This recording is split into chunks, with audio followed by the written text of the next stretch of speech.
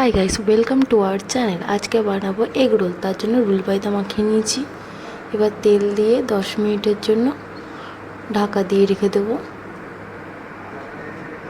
এবার পেঁয়াজ কুচি, লঙ্কা কুচি আর গাজর কুচি নিয়েছি। এবার একটা একটা করে বেলে নেবো লেচি কেটে। বেলে নিয়েছি।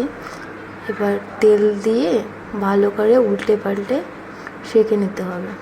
হালকা লাল লাল হয়ে গেলে নামিয়ে নিয়ে তারপরে ডিম দিয়ে দিলাম। দিয়ে সেঁকা পরোটাগুলোকে দিয়ে দিচ্ছি। উল্টে পাল্টে ভেজে নেব। লাল লাল করে, হালকা লাল করে ভেজে নিতে হবে।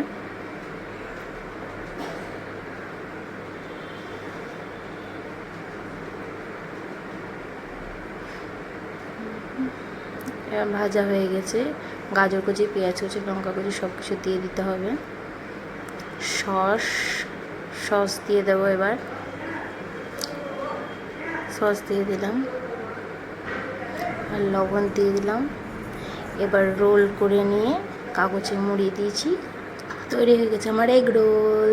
কারো যদি ভালো লেগে